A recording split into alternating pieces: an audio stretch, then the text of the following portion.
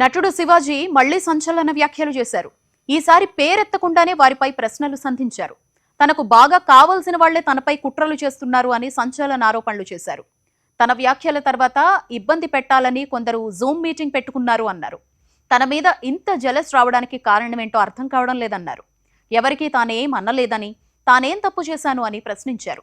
వారింట్లో వాళ్ల తల్లిదండ్రులు చెప్పరా అని నిలదీశారు. తన మీద ద్వేషం ఎందుకు పెంచుకుంటున్నారు అన్నారు. మహిళలు మహాలక్ష్మిలాగా ఉండాలని కోరుకున్నానని, తన బిడ్డలకు చెప్పినట్లే చెప్పడం తప్ప అంటూ ప్రశ్నించారు. వ్యవస్థల్ని గౌరవించకుంటే సమాజం తప్పుడు దారుల్లో వెళుతుందని నటుడు శివాజీ అన్నారు.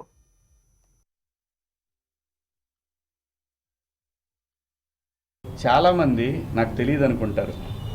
ఎవరెవరు జూమ్ మీటింగులు పెట్టుకున్నారో, నాతో బాగా ఉండి నాతో మంచిగా మాట్లాడుతూ నా నటనని పొగుడుతూ ఉన్న, నాకు షాకింగ్.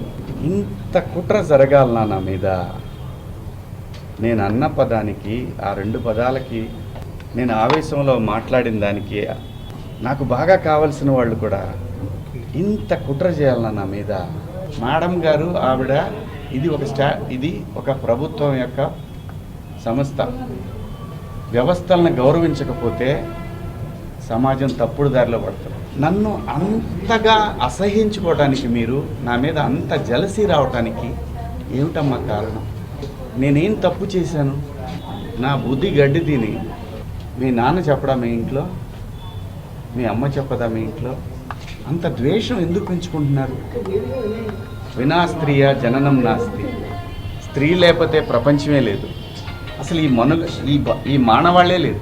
ఏ మగవాడు కూడా తన ఇంట్లో తన భార్య, తన బిడ్డ, తన అక్క చెల్లెళ్ళు, తన కుటుంబాలు ప్రతి ఒక్కడికి ఉంటాయి. ఇక్కడ ఎవరి మీద దాడి చేస్తున్నారని, ఆ డివిజన్ని తీసుకురావాలని ఎందుకు తహతహలాడిపోతూ ఉన్నారు?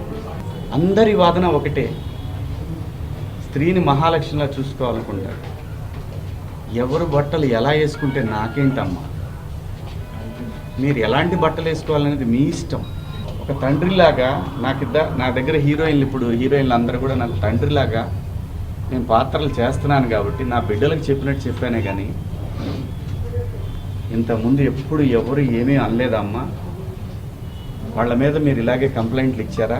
జూమ్ మీటింగులు పెట్టుకొని మీలో మీరే? ఏమ్మా, పేర్లు పెట్టి అనగలను నేను, కానీ మీరు ఇబ్బంది పడకూడదు.